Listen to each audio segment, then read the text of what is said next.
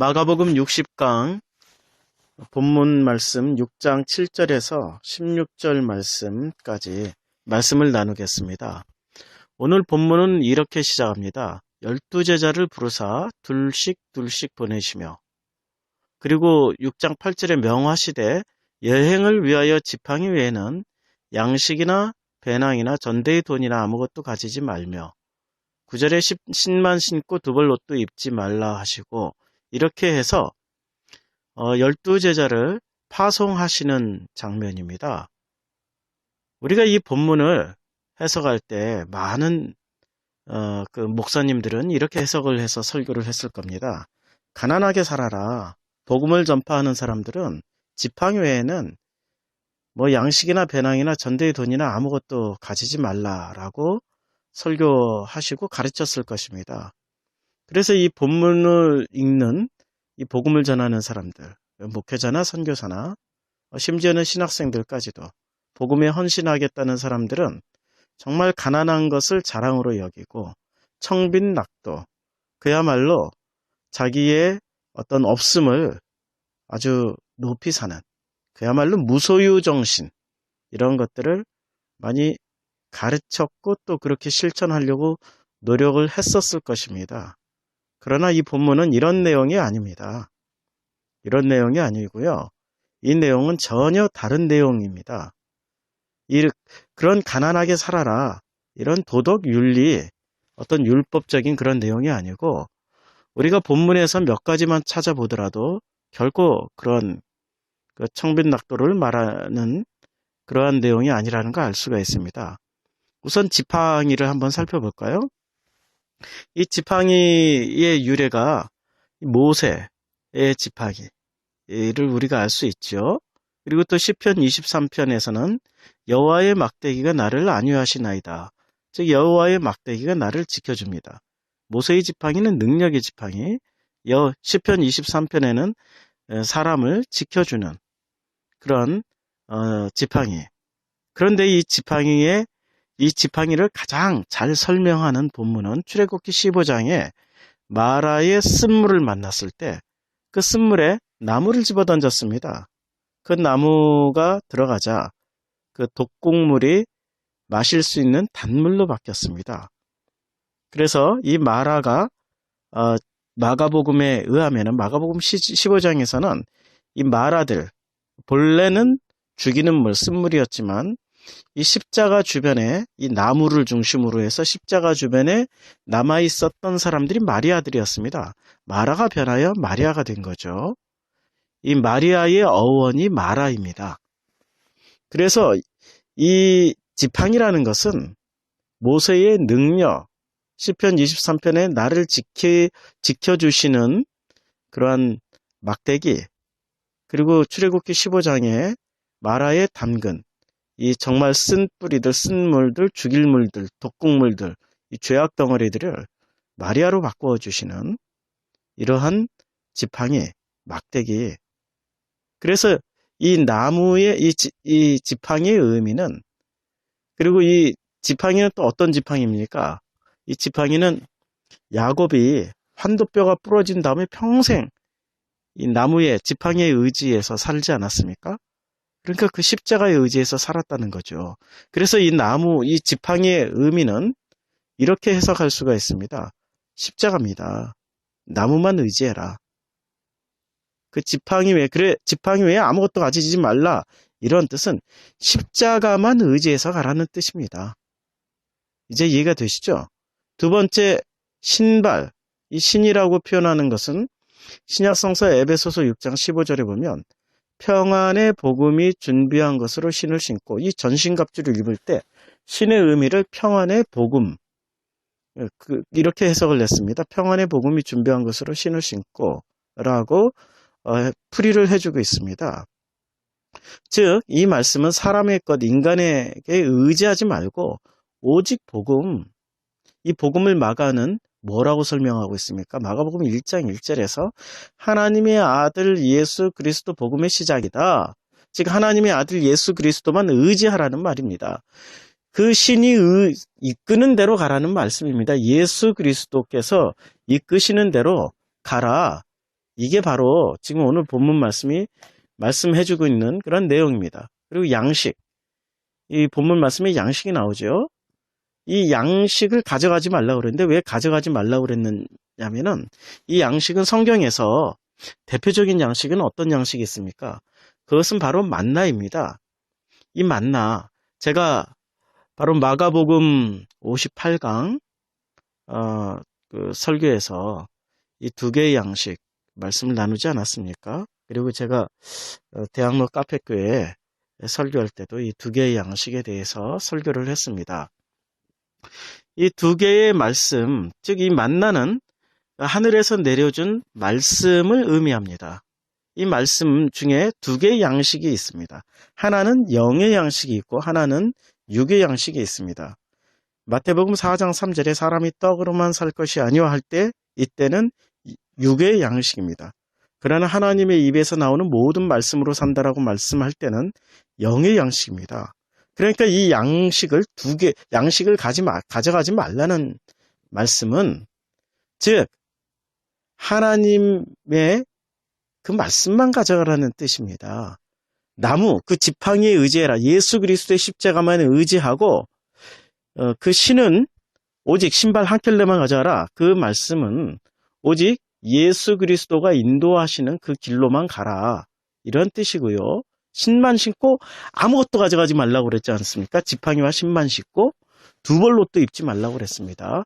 자, 여기서 가져가라는 것은 지팡이, 그리고 가져가지 말라는 것은 양식, 배낭, 전대의 돈이나 아무것도 가져가지 말라는 것입니다. 그리고 신만 신고 두 벌 옷도 입지 말라고 그랬습니다. 그러니까 이 양식은 어떤 양식입니까? 이 양식은 하나님이 공급하시겠다는 겁니다. 내가 내 양식을 가져가지 말라는 말이죠. 오직 하나님이 주시는 그 양식으로 먹이고 오라는 겁니다. 하나님의 말씀만 먹이고 오라는 겁니다. 즉 내가 가지고 있는 그 제자들이 가지고 있는 그 말을 먹이지 말고 그 말을 담아주지 말고 하나님이 입에서 나오는 그 말씀들을 먹이고 오라는 내용입니다. 그리고 네 번째 돈에 대해서 한번 생각해 볼까요? 마가복음 12장 16절에서는 예수께서 이르시되 이 형상과 이 글이 누구의 것이냐 이르되 가이사의 것이니이다. 이에 예수께서 이르시되 가이사의 것은 가이사에게 하나님의 것은 하나님께 바치라 하시니 그들이 예수에 대해서 매우 놀랍다 여겼습니다. 즉 두 주인을 말하고 있습니다. 너희가 누구를 섬길 것이냐? 가이사의 것은 가이사에게, 하나님의 것은 하나님에게. 그러나 이 세상에서 돈을 가져가지 말라는 것은 오직 하나님만 의지해서 가라는 내용이죠. 그렇죠? 가이사도 가져가지 말라는 거죠.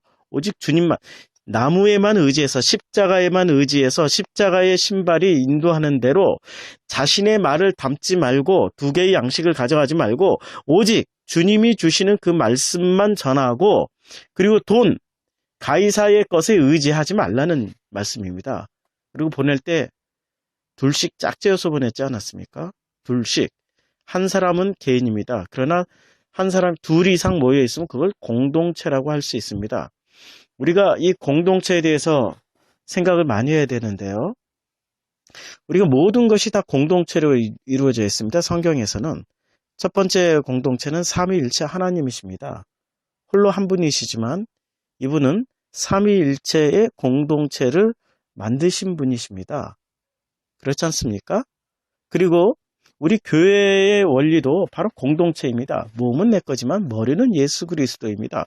두 개가 연합, 즉 이것은 연합의 원리입니다. 연합, 공동체의 원리입니다. 이 공동체의 원리를 우리가 이해를 해야만이 요한복음 14장 20절의 말씀을 이해할 수가 있습니다. 그날에는 내가 아버지 안에, 너희가 내 안에, 내가 너희 안에 있는 것을 너희가 알리라. 이것도 공동체잖아요. 공동체 안에서 이루어지는 이 둘씩, 그러니까 연합의 원리, 공동체의 원리를 말씀하고 있는 겁니다. 자, 여기서 이 본문에서 보면은 이 본문이 지금 굉장히 우리가 알고 있는 내용과는 많은 다른 내용을 하고 있습니다. 즉, 이 공동체에서는 전부 다 두 개를 이야기하고 있지 않습니까? 우선 우리 신발이 2짝이고요. 둘씩 짝지어서 보냈고 양식이 2개의 양식이 있습니다. 하나님의 입에서 나오는 말씀 그 양식이 있고요. 그 다음에 육의 양식이 있고요.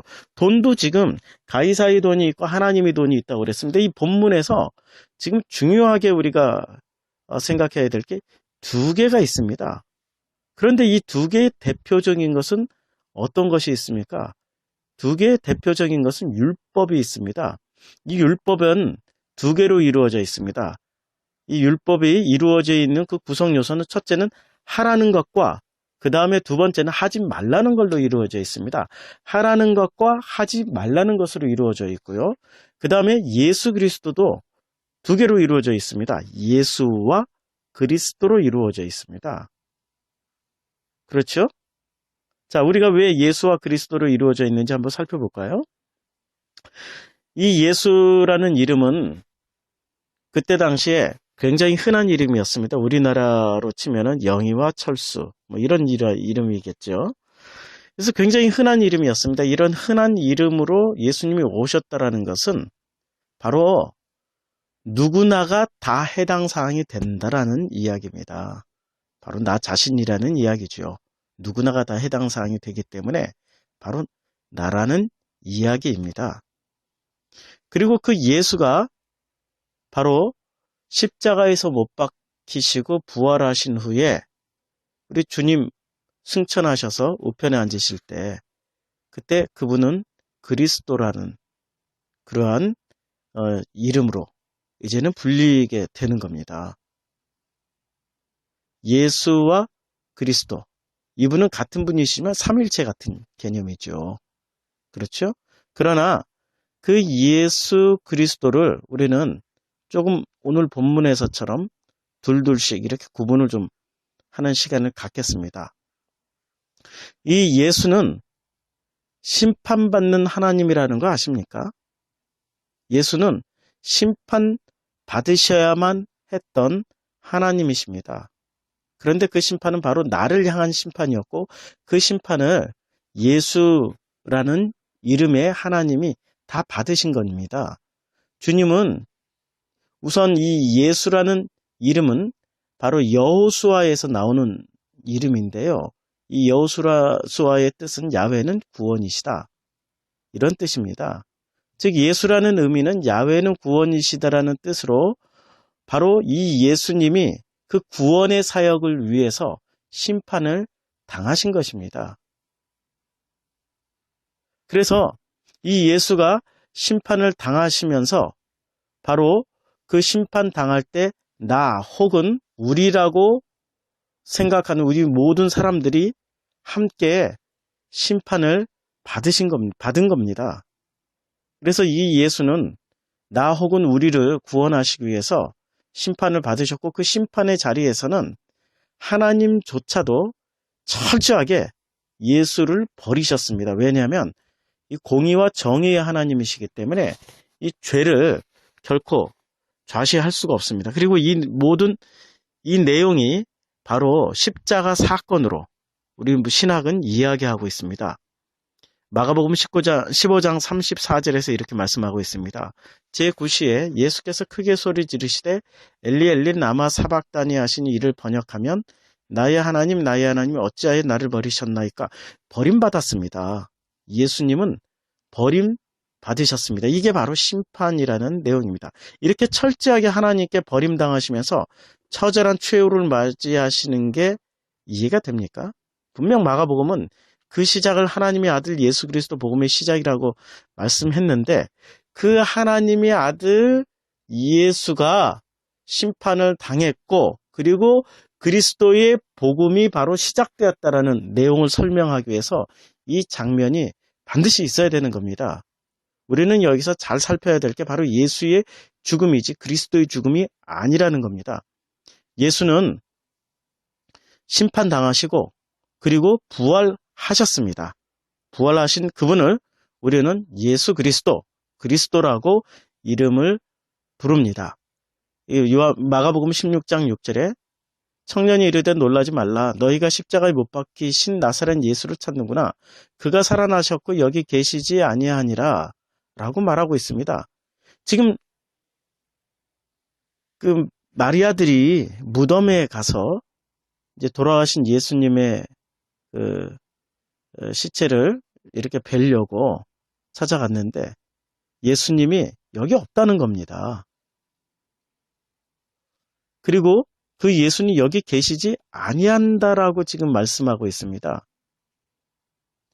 이거는 마태복음도 마찬가지죠. 마태복음 28장 6절에 그가 여기 계시지 않고 그가 여기 계시지 않는다라고 그랬습니다. 즉 이제는 심판당하신 예수는 이 자리에 없다라는 겁니다. 그는 이제 부활하셔서 그리스도로 부활하신 거죠. 지금 이 장면의 내용의 핵심은 이거죠. 예수는 심판당해서 없다. 우리가 심판당한 우리가 남아있으면 되겠습니까? 우리 심판당한 우리는 없고 이제는 예수로 말미암아서 죽고 그리스도와 함께 연합하여서 우리가 부활한다라는 이러한 말씀, 이 말씀을 지금 이루기 위해서 이 설명을 지금 길게 하는 겁니다. 이 내용은 우리는 예수와 그리스도를 한 번은 분리를 해야 됩니다. 예수로 죽고 그리스도로 부활한다는 이런 내용을 말씀드리기 위해서 하는 것입니다.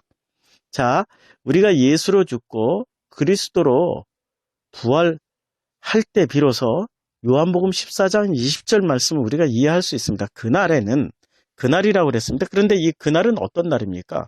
이 그날은 부활 후, 예수님이 십자가에서 못 박히시고 부활 후, 그리고 성령님이 오신 그날에는, 성령님이 오신 그날에는, 이 그날은 바로 성령님이 오신 그날입니다. 예수님이 죽고 그리스도로 부활하신 후 성령님이 오신 그날에는 내가 아버지 안에 너희가 내 안에 내가 너희 안에 있는 것을 너희가 알리라라고 말씀하신 겁니다. 그래서 이 말을 구체적으로 설명드리면 심판당하신 예수가 심판하셨던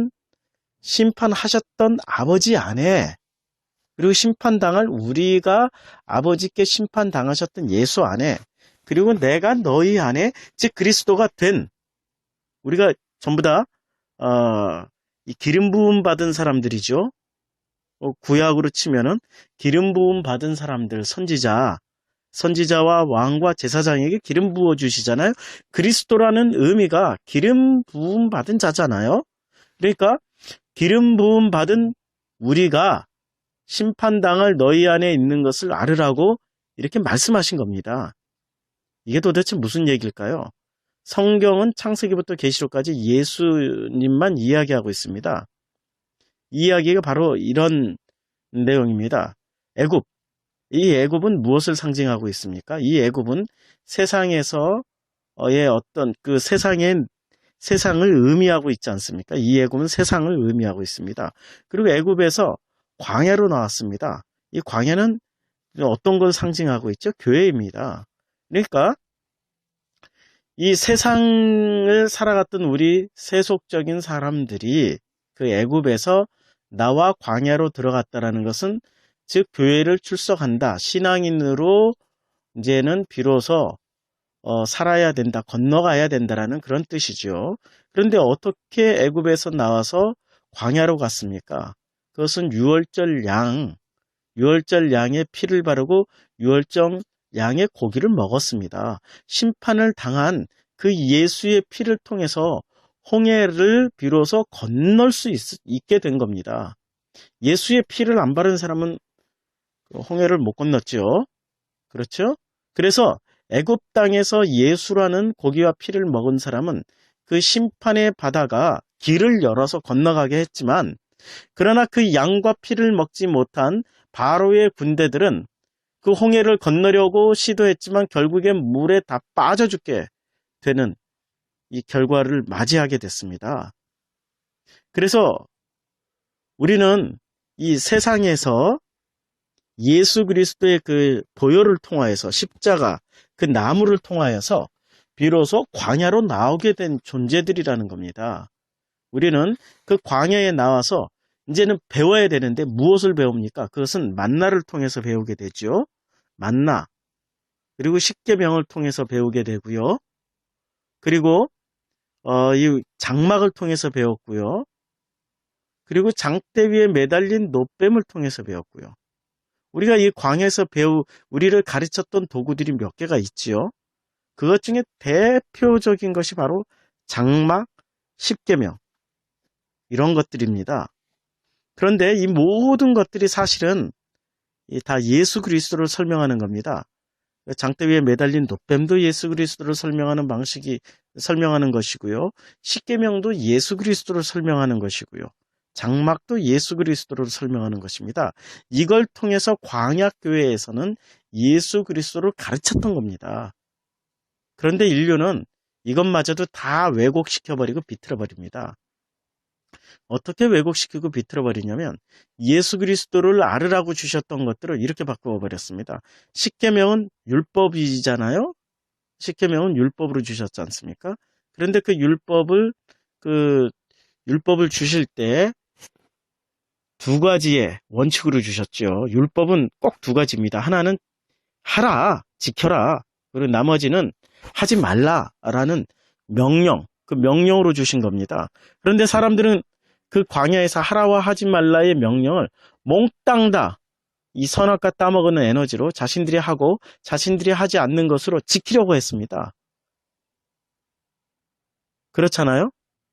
이렇게 자신들이 따먹은 에너지로 하라 하는 것은 하고 하지 말라 하는 것은 끝까지 안 지키려고 노력을 했다는 거죠. 좀 이해가 안 되시죠? 지금 교회가 이렇게 가르치잖아요. 지금 교회에서 배운 대로만 우리가 배운 것과 지금 제가 드리는 말씀이 조금 이렇게 다른 내용이기 때문에 혼란스럽다고요? 혼란스럽죠. 사람들에게 이건 하지 말라 하고 이건 하라고 이제까지 가르쳤잖아요. 그렇게 목사님들한테 배우셨잖아요. 그리고 목사님들은 그렇게 가르치고 있었잖아요. 그런데 이게 바로 저주라는 겁니다. 이게 바로 저주예요. 그 계명을 지켰던 사람들은 광야에서 다 죽었습니다. 보세요. 하라는 거 했고 하지 말라는 거 안 했던 사람들은 광야에서 다 죽었습니다. 그게 심판이지요. 그래서 예수는 바로 심판당하신 것입니다. 율법을 완성하러 오신 분이 예수님이잖아요. 그런데 그 율법을 하라는 것, 하지 말라는 것 다 지켰던 그 예수님은 맞잖아요. 이 세상에 그걸 온전하게 지키신 분은 예수님밖에 없잖아요. 그런데 그분이 심판당하신 겁니다. 왜 심판을 당하셔야만 했을까요? 그 계명은 하라, 하지 말라 그렇게 지키는 것이 아니고 그 계명은 완성시켜야 비로소 온전해지는 계명이기 때문에 그렇습니다. 이런 내용이지요. 하라는 계명은 하나님 것으로 하고 하지 말라는 것은 사람 걸로 하지 말라는 걸로 분명히 설명해 주시기 위해서 주님이 십자가에 못 박히신 것입니다. 이게 율법의 골자이고 이게 사랑입니다. 사랑은 이 율법을 완성시키는 계명이지 이 율법이 정말로 온전해지는 그런 계명이고 그리고 이 사랑이야말로 온전히 모든 것을 이루는 계명인데 사람들은 하라는 것 하고 하지 말라는 것 안 하는 것 이것이 성경 말씀을 지키고 율법을 지키고 온전히 그냥 주님을 위해서 충성되게 산다. 이렇게 생각하고 있는 겁니다. 이게 마가복음 5장 17절에 보면 내가 율법이나 선지자를 펴러 온 줄로 생각하지 말라. 펴러 온 것이 아니요 완전하게 하려 하십니다. 이게 마태복음입니다. 이 헬라어 본문을 좀 더 쉽게 풀어서 의역을 하면 이렇습니다. 너희들은 습관을 따라 생각하지 말아라. 내가 온 것이 그 법 또는 그 선지자를 폐하러 왔다고 추측하지 마라. 절대로 폐기하러 온 것이 아니다. 성취하러 온 것이다. 이렇게 말씀하고 있습니다. 이게 쉽게 좀 풀어서 의역을 한 건데요. 자, 우리가 율법을 그러면 어떻게 하라는 말씀입니까? 하라는 거는 하나님 걸로 하고 하지 말라는 건 사람 걸로 하지 말라는 겁니다. 그래서 돈을 가져가지 말라는 거죠. 하나님의 것은 하나님께, 가이사의 것은 가이사에게, 그리고 오직 나무에만 의지하라는 겁니다. 지팡이에만.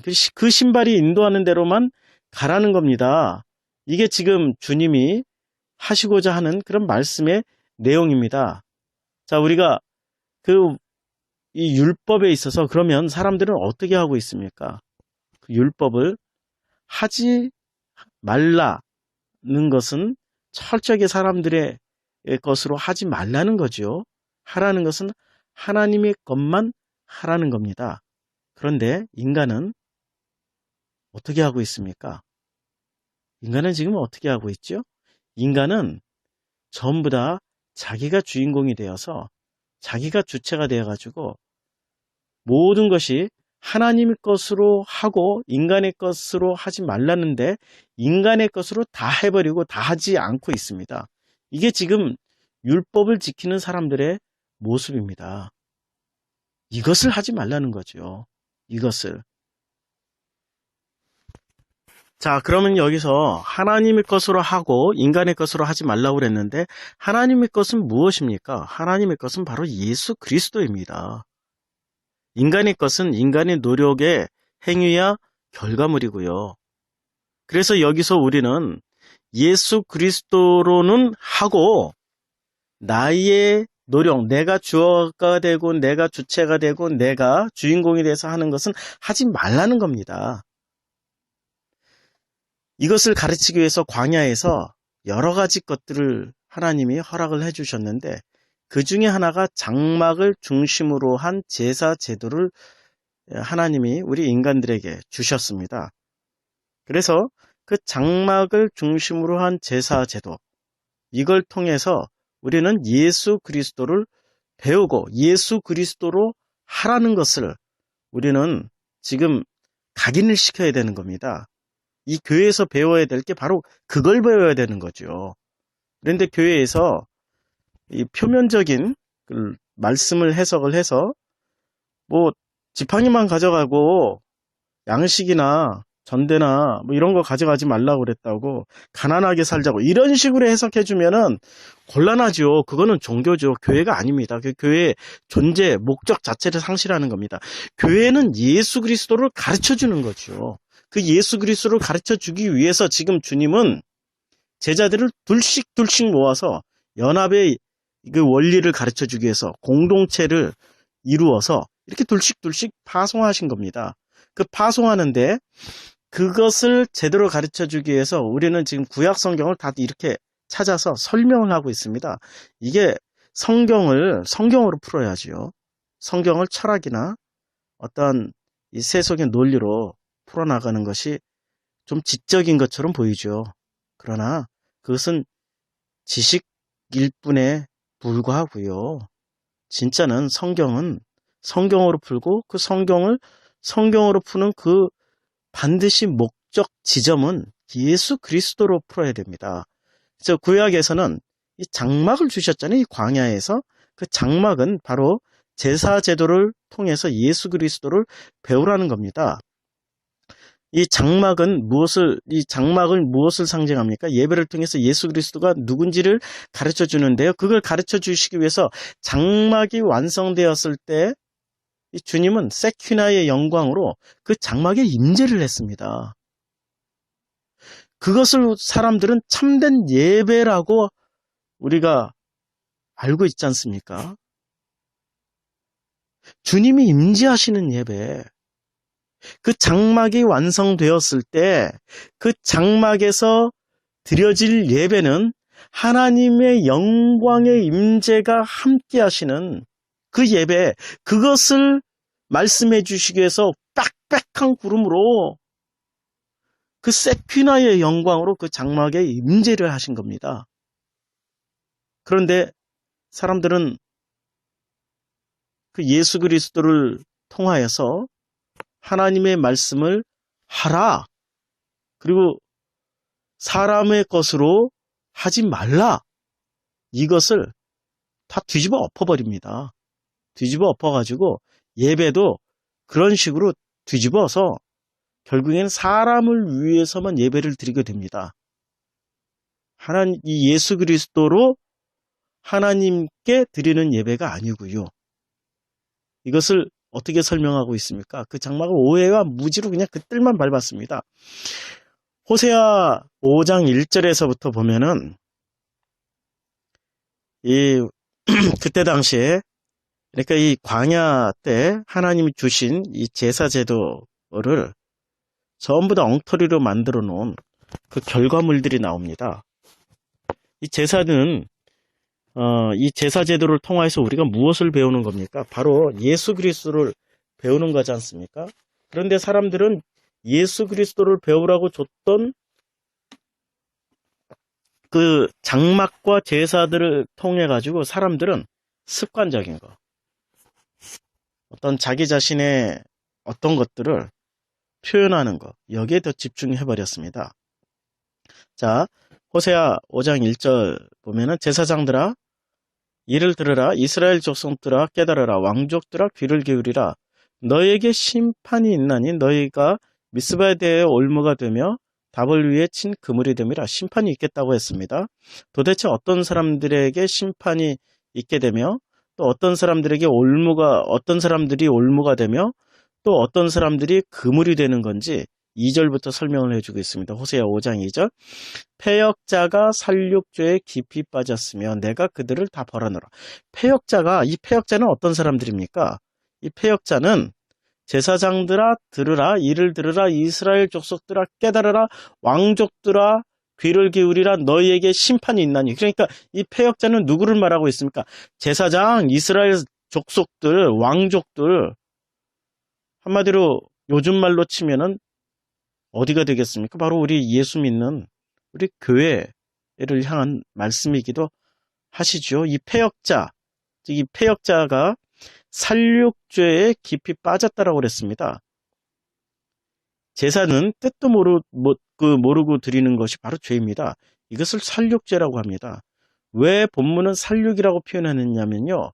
유월절 제사를 드릴 때는 예루살렘이 온통 피비린내가 진동할 정도로 많은 제물을 바쳐야만 했습니다. 생각을 해보세요. 하루에 소 1000마리만 잡는다고 생각하면은 한 양푼을 받아가지고 그 피를 한 양푼을 받아서 반 양푼은 이 지성소에 가서 법궤에다 뿌리고요. 나머지 반 양푼은 우슬초에 묻혀서 제사장의 에봇을 이렇게 칩니다. 이것을 한두 번 할 때는 괜찮은데 이게 1000번을 한다고 생각하면은 온통 이 장막 주변에는 피비린내가 진동을 합니다. 진동을. 온통 피바다가 되는 겁니다. 이 특별한 이 절기에 예루살렘 성전, 이 성막은 그야말로 피비린내가 진동하는 장소로 바뀝니다. 그 제물은 누구를 상징하고 있습니까? 예수를 상징하고 있습니다. 예수를 예표하는 것인데 그들은 그 예수를 알지도 않고 믿지도 않고 그냥 도륙을 하고 있습니다. 엄청나게 죽이고 있습니다. 이것을 바로 죄라고 했고 패역하다고 그랬고 그것을 그것을 그물이라고 표현했습니다. 이사야 1장 12절 말씀은 이것을 자세하게 표현해 주겠습니다. 너희가 내 앞에 보이러 오니 이것을 누가 너에게 요구하였느냐? 내 마당만 밟을 뿐이니라. 이 성전 마당은 희생제물을 잡는 곳이죠. 희생제물을 잡는 것만 전부로 알 뿐이 이 마당에 서 있는 사람들은 희생제물 잡는 것만 보는 겁니다. 그래서 그냥 어렸을 때 예루살렘 성전에 가서 제물 잡는 거 보고 자기 어른이 돼도 희생제물 잡는 것이 전부인 줄 알고 제물만 열심히 잡아다가 바치는 겁니다. 누구를 잡는 거죠, 지금? 예수만 잡아다가 바치는 겁니다. 그리고 이 제사는 번제가 있죠. 이 번제는 어떤 거죠? 번제는 완전히 태워 없애는 겁니다. 왜? 완전히 태우라고 했을까요? 이 제물을 완전히 태우라고 왜 그랬을까요? 다 태우고 나면 뭐가 남습니까? 그 이유는 재가 남죠. 이 재의 두 가지 용법을 알면 이해가 됩니다. 재의 첫 번째 용법은 회개할 때 이스라엘 사람들이 뒤집어 쓰는 용법입니다. 두 번째 용법은 물에 타면 이 잿물이 되는데 이건 표백제로 사용하게 됩니다. 자, 그러니까 이 제사의 어떤 목적은 예수 그리스도를 예표하는 그 희생제물을 통하여서 자기의 죄를 깨끗하게 하고 표백하듯이 그리고 회개할 때 죄를 뒤집어 쓰는 이런 용도로 제사를 드리는 거죠. 호세아 5장 3절을 계속 읽어볼까요? 에브라임은 내가 알고 이스라엘은 내게 숨기지 못하나니 에브라임아 이제는 내가 음행하였고 이스라엘이 더러워졌느니라.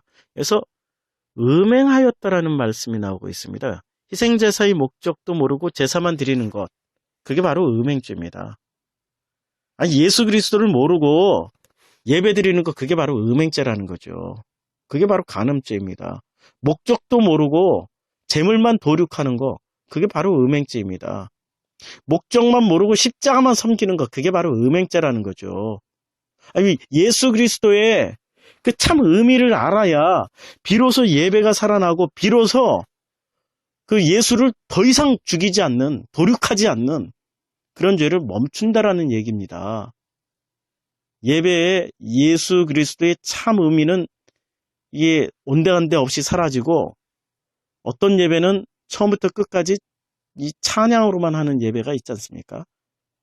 뭐 그 정도까지는 그렇다 쳐요. 제가 아프리카에서 경험한 건데요. 6시간 예배 드리는데 설교 한순간도 없고요. 근데 그 교회가 제가 있었던 짐바브웨에서 가장 큰, 숫자로는 가장 큰, 많이 출석하는 3만 명 출석하는 교회예요. 이 체육관을 빌려서 예배드리고, 체육관 내 사람이 빼곡히 차고도 자리가 없어서 주변에다, 인근 주변에다 텐트를, 아주 굉장히 많은 텐트를 치고 예배를 드립니다. 사람들은 그 예배에 참석하기 위해서 새벽 4시부터, 아니 전날부터 나와서 이게 좋은 자리 차지하려고 와서 예배를 드리는데, 그 예배 시간에 제가 참석을 했거든요. 6시간을 예배를 드리는데 밥도 안 먹고 물도 안 마시고 화장실도 안 가고 정말 6시간을 찬양과 헌금으로만 예배를 드리더라고요. 말씀 순서 없더라고요. 헌금 6시간 내내 찬양하고 6시간 내내 헌금만 합니다. 헌금을 뭐 얼마나 많이 했는지 숫자를 다 세어보기 힘들 정도로, 헌금할 때도 그렇게 헌금하죠. 100만 불짜리 나오세요. 그 다음에 1000달러짜리 나오시고, 그 다음에 500달러, 100달러, 나중에 10달러 이하는 부르지도 않습니다. 그걸 예배라고 드리고 있습니다. 그걸. 희생제사의 목적도 모르고 재물만 잡는 거, 그게 바로 음행죄입니다. 그게 바로 간음죄고요. 그게 바로 예수 그리스도를 도륙하는 죄, 그게 바로 죄입니다. 목적도 모르고 그냥 부모로부터 물려받은 대로 그대로 습관에 따라서 신앙생활하는 거, 그거 정말 조심해야 되는 일입니다. 정말 성경에서 나오는 그 레마의 말씀대로 우리가 예배를 드려야 되는데, 우리는 표면적으로 이 로고스만 보고 껍데기만 보고 우리는 성경을 그런 수준에서 해석해서 그런 수준으로 예배를 드린다는 거죠. 정말 찬양이 중요한 겁니까? 기도가 중요한 겁니까? 아니면 설교 말씀이 중요한 겁니까? 예배에서 가장 중요한 게 뭐죠? 예배에서 가장 중요한 것은 바로 우리 각자 자신이 예수에 대한 어떠한 인포메이션을 가지고 있냐, 예수를 어떻게 알고 있냐, 이게 가장 먼저 중요한 거죠. 예배는 내적 예배와 외적 예배가 있죠. 그리고 내적 예배가 이루어졌을 때 비로소 외적 예배를 드릴 때 하나님께 신령과 진정으로 예배 드린다, 우리는 그렇게 말할 수 있지 않습니까? 그런데 우리는 내적 예배는 등한시 여겨버리고 외적 예배에 치중하고 있습니다. 얼마나 아름다운 성가대를, 얼마나 멋있는 오케스트라를, 얼마나 멋진 특송을 하고, 얼마나 근엄한, 정말 장엄하고 근엄하고 바칠 수밖에 없는 그런 봉헌 순서를 가지고 뭐 이런 걸 통해 가지고 우리가 외적 예배에 치중하고 있지 않습니까? 아닙니다. 내적인 예배, 즉 예수 그리스도를 제대로 아는 사람들이 비로소 예수 그리스도로 아버지께 예배를 드리는 게, 그게 바로 내 외가 조화된 온전한 예배가 되는 겁니다. 이 요한복음 4장 20절 한번 볼까요? 이 진정한 예배가 뭔지를 요한복음 4장 20절부터 설명을 하고 있는데요. 우리 조상들은 이 산에서, 이렇게 시작하는 이 본문에 우리 조상들은 누굽니까? 아브라함, 이삭, 야곱이죠. 그런데 이 산에서 예배를 하였는데 이렇게 이 여자가 사마리아 여인이 이야기를 하지 않습니까? 그런데 이 산은 어떤 산입니까? 그리심산입니다. 그런데 실제로 예배는 어디서 드려야 되는 겁니까? 예루살렘에서 드리는 겁니다. 그러니까 이 여자는 사마리아 사람들에게 이 산에서 예배 드려야 된다라고 들은 겁니다. 이건 잘못된 정보를 들은 거죠. 원래는 예루살렘에서 드려야 되는데 이 산에서 예배하였는데 당신들의 말은 예배할 곳이 예루살렘에 있다 하더이다. 뭐 이렇게 얘기를 하고 있습니다. 그러니까 이 여자는 지금 아브라함과 이삭과 야곱의 말이라고 했던 그 말이 실제로는 잘못된 말입니다. 아브라함과 이삭과 야곱이 한 얘기도 아니고요. 그렇죠? 이렇게 사마리아인들에 의해서 왜곡된 그 이야기. 이 정보는 언제 왜곡되었습니까?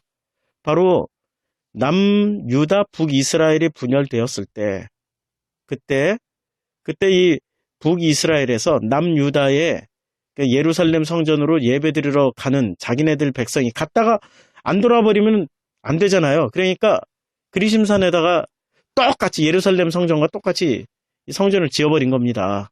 그리고 이 산에서 예배드리라고. 왜곡된 정보죠. 그런데 이 정보가 100년, 200년, 300년, 400년, 500년, 수백 년의 시간을 지나오면서 그야말로 그냥 유전으로 정착돼 버린 겁니다. 그리고 그 유전이 성경 말씀에 있는 것보다 더 정확한 사실이 되어버린 거죠. 이 여자는 그걸 믿고 있는 겁니다. 지금 우리가 믿고 있는 게 혹시 이런 정보 믿고 있는 거 아닙니까? 성경을 믿어야 되는데 우리는 성경을 믿기보다는 신학자가 한 말, 목사들이 잘못 전한 말, 어디서 잘못된 지식 정보들을 가지고 우리가 그걸 믿어버리는 거 아닙니까? 그런 예배는 신령과 진정으로 드려지는 예배가 아닙니다. 그때 4장 21절에 예수께서 이런 말씀을 하십니다. 예수께서 이르시되 여자여, 이 여자는 누구를 향한 말씀이죠? 교회예요. 지금으로 치면은 예수님과 결혼을 해야 될 이 성도들이죠. 여자여, 내 말을 믿으라. 지금 주님이 말씀하십니다. 내 말을 믿어야 된다는 거죠. 예수 그리스도의 말을 믿어야지 이 조상들의 말을 믿어서는 안 된다라는 거죠. 허탄한 유전의 말을 들어서는 안 된다는 말씀입니다. 여자여, 내 말을 믿으라. 이 산에서도 말고 예루살렘에서도 말고 너희가 아버지께, 이 아버지께를 원문으로 재해석을 하면요, 아버지로, 그러니까 너희가 아버지로 예배할 때가 이리라. 아버지로 예배를 드리는 겁니다. 이 말은 요한복음 4장 20절 말씀이잖아요. 그렇죠? 4장 20절 말씀 잘 묵상해 보세요. 그래서 이 여자에게 이 아버지로 예배를 드려라 라고 이렇게 말씀하시는 이 내용은 프로스쿠네오, 이 예배는 이 외적인 예배를 뜻합니다. 지금 내적 예배가 아직 아니에요. 그런데 이 외적 예배를 드리는데 이 산에서 예루살렘에서 예배하면 뭐가 안 오지요? 아버지께 예배하는 때가 안 옵니다. 그 그리심산에서 예배 드릴 때는 그러니까 이 산에서도 말고 예루살렘에서도 말고라고 했을 때 이 산에서 예배를 드려도 예루살렘에서 예배를 드려도 아버지께 예배할 때가 이르지 않는다라는 겁니다. 지금 이 무슨 얘기입니까? 아버지께 예배하는 때가 안 온다는 말은 교회에서 드리는 예배, 이런 예배도 아버지로 예배를 안 드릴 수 있다는 얘기입니다. 그래서 22절 잘 읽어보셔야 됩니다. 4장 22절에 보면 너희는 알지 못하는 것을 예배하고, 이제까지 이 여자는 알지 못하는 것을 가지고 예배를 드렸습니다. 알지 못하는 것으로 예배를 드렸고, 우리는 누구죠? 예수님은 누구죠? 삼위일체 하나님이십니다. 이 삼위일체 하나님은 아는 것, 그러니까 너희는 알지 못하는 것을 예배하고 우리는 아는 것을 예배하노니, 즉 주님은 아는 것을 예배드립니다. 이것이 정말 중요합니다. 무엇으로 예배를 드리는 겁니까? 아는 것으로 예배드리라고 그랬습니다. 아는 것으로 예배를 드리라고 말씀하셨습니다. 그러니까 예배의 첫 번째 조건은 무엇입니까? 아는 것, 예수님을 아는 것, 성경을 아는 것, 레마로 깨닫는 것, 이것이 첫 번째 조건입니다. 아는 것으로 예배드리라고 말씀하고 있습니다. 자, 너희는 알지 못하는 것을 예배하고 우리는 아는 것을 예배하노니 이는 구원이 이 유대인에게서 난다. 이라고 말씀했을 때 이 유대인은 유다 지파에서 난다라는 말씀입니다. 그런데 이 유다 지파는 누구죠? 유다 지파는 바로 예수님을 상징하고 있습니다. 유다 지파에서 예수님이 탄생하신 거죠. 그러니까 예배는 누구로 예배를 드리는 겁니까? 아는 것, 즉 예수 그리스도로 예배 드리라는 내용입니다. 마태복음 5장 21절에 보면 옛사람에게 말한 바 살인하지 말라. 누구든지 살인하면 여기서의 살인은 곧 살육입니다. 심판을 받게 되리라. 이 살인하지 마라. 누구든지 살인하면 심판을 받게 되리라 하였다는 것을 너희가 들었으나 여기서 살인은 즉 우리가 보통 성경에서 살인하면은 안드로포스 포토뉴스 이렇게 말을 하고 있습니다. 안드로포스 그러니까 인류를 사람을 포토뉴스 이렇게 사람을 살인한다. 이럴 때는 안드로포스를 반드시 붙입니다. 그런데 오늘 이 헬라어 본문에서는 포토뉴스만 나와 있습니다. 포뉴스 죄송합니다. 이 포뉴스만 나오고 있습니다. 이 포뉴스만 나오고 있는데 이 포뉴스는 본래의 의미가 도살입니다. 도살로 번역해야 됩니다. 살인이라고 번역되어 있지만 이 살인이란 번역보다는 도살이 더 적당합니다. 이 도살이란 말은 대량으로 죽인다는 거죠. 이것은 무슨 뜻입니까? 성전에서 이 양을 혹은 소를 잡는데 엄청난 양과 소를 잡게 됩니다.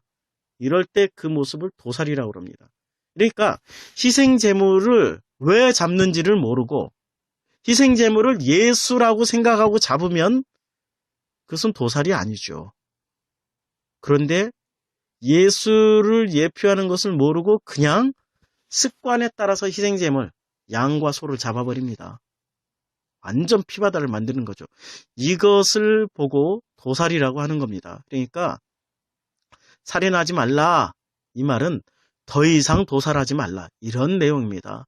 더 이상 허탄한 예배를 드리지 마. 허탄한 희생제물을 바치지 말라. 이렇게 해석이 가능합니다. 율법에서 그러면 이 제물을 잡는 희생제사는 왜 있나요? 그 희생제사는 오직 예수를 상징하는 내용이죠. 이 예수를 이제는 이 예수가 십자가에서 돌아가셨죠. 이제 더 이상 예수라는 제물을 우리는 바칠 필요가 없기 때문에 이제는 제물 없는 제사를 드리는 거죠. 그게 예배입니다.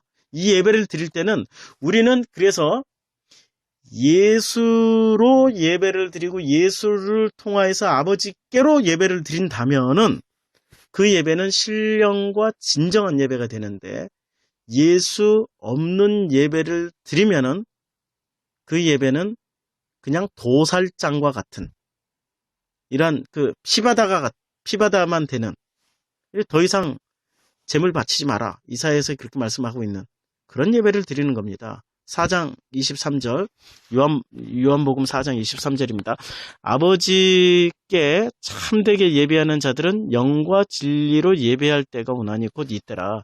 아버지께서는 자기에게 이렇게 예배하는 자들을 찾으시느니라 이렇게 말씀하고 있습니다.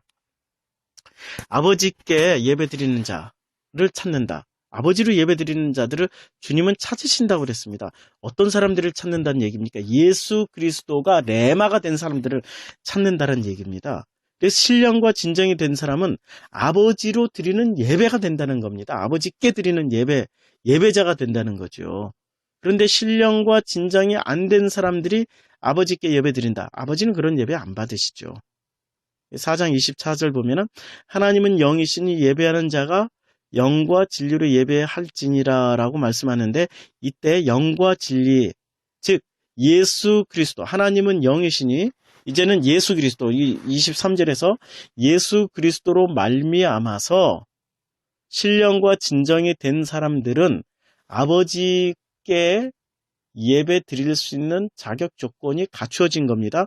그래서 그 사람들은 이제는 24절에 하나님은 영이시니 예배하는 자 그러니까 예수 그리스도를 레마로 깨닫고 예수 그리스도의 참 의미를 아는 사람은 예배하는 자는 영과 진리로 예배를 드리게 됩니다. 그런데 이 영은 푸뉴마 제가 살리는 푸뉴마 귀신 푸뉴마에서 말씀드린 적이 있죠. 이 푸뉴마, 이 영의 본질은 뭐죠? 이 영의 본질은 말씀입니다. 말씀으로 일을 하시잖아요. 사람은 손으로 일을 하고. 그러니까 이 푸뉴마의 본질은 말씀입니다. 그러니까 하나님은 영이시니 예수 그리스도로 말미암아 예배 드리는 자는 그 말씀, 영과 진리로, 그러니까 그 말씀, 예수 그리스도의 그 말씀으로, 그리고 그 말씀의 진리로 예배 드린다라는 그런 내용입니다. 이제 좀 이해가 되십니까? 그래서 성령의 진리가 되면은, 그 말씀이 진리가 되면은, 이제 우리 성도들은 이제는 내적 예배가 된 사람들은 외적 예배를 드려도 된다고 허용하는 장면입니다. 이게 요한복음 4장 24절 말씀이요. 하나님은 영이시니 예배하는 자가 신령과 진정으로 예배할지니라, 이렇게 말씀하고 있는 내용입니다. 자, 여기서 이제 우리가 그들의 행위, 곧 그 살육제, 이 호세아서 말씀입니다. 호세아서 5장 4절에 보면 그들의 행위가 즉 도륙하는 죄, 무조건 재물만 잡는, 예수 그리스도만 무조건 부르는 죄가 그게 바로 도륙죄입니다. 이름만 부른다고 다 되는 겁니까? 그거 아닙니다. 그 예수 그리스도로 이름만 부른다고 오히려 이름 망령태 일컫지 말라고 그랬잖아요. 그 도륙죄, 그들로 자기 하나님께 돌아가지 못하게 하나니, 이는 음란한 마음이 이 희생제사를 드리고 싶은 마음입니다. 음란한 마음이라는 자꾸 희생제사를 드리고 싶어 합니다. 왜냐하면 그 속에 여호와를 알지 못하기 때문에 자꾸 예수만 부르는 겁니다. 예수가 무슨 무당 이름입니까? 예수 이름 부르면 권세, 능력, 무슨 왕자의 능력, 왕의 능력 다 생기고, 뭐 성공, 번역 이런 거 다 갖다 준답니까? 그러니까 음란한 마음에서 나오는 거죠. 이 음란한 마음에서 이렇게 된다라고 분명히 호세아서 5장 4절에 이렇게 말씀하고 있습니다. 그리고 즉 이 음란한 마음은 희생제사를 드리고 싶어하는 마음입니다. 그들이 드렸던 희생제사는 결국 여호와를 알지 못하게 눈을 가리는 일입니다. 마당 뜰만 밟고 마당에서 희생제물 잡는 것 보고, 희생제물만 바치면은 내 할 일 다 했구나. 그러니까 내 할 일 다 했으니까 하나님 복 주세요. 하나님 이 소원 들어주세요 라고 요구하는 거죠. 그렇죠? 이 희생제물까지가 바로 종교의 속성을 다 갖춘 겁니다.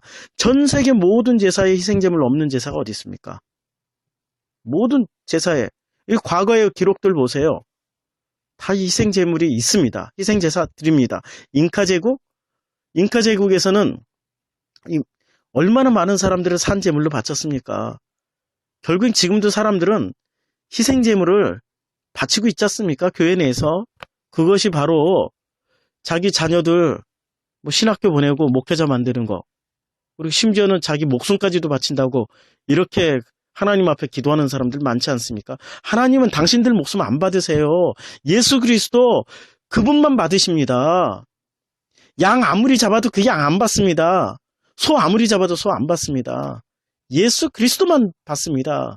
본질적으로 예수만 받으시는 분인데, 그 냄새나는 당신들 육체 받겠습니까? 당신들 자녀들 받겠습니까? 안 받습니다. 그런데도 사람들은, 이스라엘에서도 그랬잖아요. 흰놈의 골짜기에 자기 자녀들 다 죽여서 바쳤습니다. 이스라엘 왕들이 그랬잖아요. 지금 우리들 모습하고 크게 다르지 않죠? 종교는 딱 구약 수준에만 머물러 있습니다. 전 세계 모든 종교는 구약 수준에만 머물러 있습니다. 자, 여기서 이제 우리 한 가지 중요하게 생각해야 될 게, 복음은 그 제사를 넘어서서 가는 겁니다. 복음은 그 제사를 넘어서 이제는 그 희생제물은 예수에게서 끝났다. 이제 예수가 제물이 되었고, 그 제물이 되신 예수가 그리스도로 부활하셔서 우리를 아들로 승격시켜 주셨다. 이걸 믿는 겁니다. 그래서 우리가 양자의 영을 받은 겁니다. 로마서 8장 15절 볼까요? 너희는 다시 무서워하는 종의 영을 받지 아니하고 양자의 영을 받았으므로 우리가 아버지라고 부르짖느니라. 갈라디아서 4장 6절도 이렇게 말씀하고 있습니다. 너희가 아들이므로 하나님이 그 아들의 영을 우리 마음 가운데 보내서 아빠, 아버지라 부르게 하셨느니라. 이제는 예수를 넘어서서 그리스도 기름 부음을 받고 우리가 양자가 되어서 하나님을 아버지로 예배를 드리는 겁니다. 지금 이 얘기하고 있는 겁니다. 좀 말씀 증거하는데 제가 너무 답답해서 막 이렇게 목소리를 높였습니다. 예수에게만 머물러서는 안 됩니다. 이제는 우리가 양자의 영을 받고 이제는 아빠, 아버지로 예배를 드려야 되는 겁니다. 이게 참된 예배, 정말 주님이 기뻐하시는 예배, 신령과 진정으로 드려지는 예배가 되는 거지요. 우리는 이런 예배로 나가야 됩니다. 그런데 교회는 어떻게 가르칩니까? 희생 제물만, 예수만 바쳐라. 예수 이름만 막 부르면 되는 줄 압니다. 아닙니다. 예수는 희생 제물로 심판 당하신 겁니다. 십자가에서 돌아가셨어요. 돌아가신 그 나무를 의지해서 이제는 주님이 그리스도로 인도하는 그 신발을 신고 이제는 그리스도께서 주시는 그 양식을 받아가면서 우리 양식 다 버리고 그 양식 받아가면서 이제는 복음을 증거하러 가는 일입니다. 지금 오늘 본문이 그 말씀입니다. 이제는 예수를 진짜의 희생제물로 바친 하나님 아버지의 그 은혜를 힘입어 이제는 온전한 예배를 드리는 그 자리로 나가야 되는 거지요. 지금은 이 본문 말씀은 전도하라, 말씀 증거하라 이 내용의 이전에 온전한 예배가 무언지를 가르쳐주는 내용이죠. 그 예수가 죽어 희생 제물로 바쳐졌으니 이제는 그리스도로 이제는 양자가 되어서 우리 각자가 양자가 되어서 이제는 아버지의 그 은혜를 이제는 온전한 예배를 드리는 자리로 나가라는 얘기입니다. 베드로전서 3장 18절 볼까요? 그리스도께서도 단번에 죄를 위하여 죽으사 의인으로서 불의한 자를 대신하셨으니 이는 우리를 하나님 앞으로 인도하려 하심이라. 육체로는 죽임을 당하시고 영으로는 살리심을 받으셨으니 자 이제 육체로는 죽임을 당하시고 영으로는 살리심을 받으셨다고 지금 말씀하고 있습니다. 19절 한번 읽어볼까요? 그가 또한 영으로 가서 옥에 있는 영들에게 선포하시니라. 굉장히 어려운 구절이죠. 자, 이 내용이 이런 내용입니다. 그는 영으로 지금 와 계십니다. 예수는 십자가에서 죽고 부활하신 그 예수를 아무도 몰라봤잖아요. 왜? 예수는 죽었으니까 이제 그리스도는 아무도 몰라봤습니다. 제자들도 몰라봤고요. 마리아도 몰라봤습니다. 그리고 마리아가 죽은 예수를 찾아갔는데 예수는 여기 없다고 그랬습니다. 예수는 없고 이제 그리스도만 남은 겁니다. 이제 우리가 그리스도로 말미암아서 양자의 영을 받고 아버지로 예배를 드리는 그 자리로 나가는 이제 그때입니다. 이제 여기서 그는 영으로 지금 와 계십니다. 예수님은 지금 현재 우리 그 영으로 와 계시죠. 그가 또한 영으로 가서 옥에 있는 영들에게 선포하시니라. 이때 이제 이 시점을 잘 보셔야 됩니다. 그는 영으로 지금 와 계십니다. 영으로 옥에 있는 영들에게 전파를 하고 계십니다. 그렇죠? 그런데 그 옥의 영들 안에 가서 이 복음을 전파하시는데 이때 옥의 영들 안에 가서라고 말씀할 때 이 가서라는 단어가 포리오마이입니다. 이 포리오마이는 이쪽에서 저쪽으로 이렇게 가는 겁니다. 지금 아직도 영으로 다시 사신 그분의 진리를 전파받지 못한 그 사람들이 사는 곳, 여기가 바로 옥이죠. 여기가 바로 무덤이라는 얘기입니다. 무슨 지옥 갔다 오셨다는 그 말씀이 아니고요. 그는 이제 성령으로 지금 이 땅에서 살아가는 이 사람들이 예수 그리스도를 모르기 때문에 그분이 지금 여기에 이 땅지, 이 지옥이라는 게 그런 거잖아요. 땅지 감옥고 이 땅에 갇혀서 사는, 이 세상의 논리에 갇혀서 사는 사람들, 이 세상의 논리를 벗어나지 못하는 사람들, 이 세상의 모든 가치관과 이 세상에 가지고 있는 어떤 것들만 추구하면서 살아가는 그 사람들에게 오셔가지고 지금 주님이 진리의 영을, 그 말씀을 전파하시는 겁니다. 이게 지금 그 내용입니다. 그렇죠? 그래서 마태복음 24장 26절에 이렇게 말씀하고 있습니다. 그러면 사람들이 너희에게 말하되 보라 그리스도가 광야에 있다 하여도 나가지 말고 보라 골방에 있다 하여도 믿지 말라. 이 마지막 때는 그리스도가 광야에 있다 골방에 있다가 아니라 이제 어디에 있는 겁니까? 그 영으로 전파한 바로 내 안에 계시는 겁니다. 내 안에 계시는 그 그리스도만 보고 믿고 가라는 말씀입니다. 오늘 본문 말씀 다시 한번 읽어보겠습니다. 오늘 본문 말씀에 12제자를 부르사 둘씩 지금 연합의 원리를 말씀하셨습니다. 그리고 더러운 귀신을 제어하는 권능을 주시고 명하시되 여행을 위하여 지팡이 외에는 십자가 외에는 양식, 사람의 양식과 하나님의 양식. 그런데 그 양식은 하나님이 주시는 양식이죠. 사람들이 싸가지고 다닐 수 있는 게 아닙니다. 하나님이 그때그때 주시는 그 양식, 만나처럼 주시는 그 양식. 그 양식이기 때문에 가져가야 의미가 없습니다. 그러니까 가져가지 말라는 겁니다.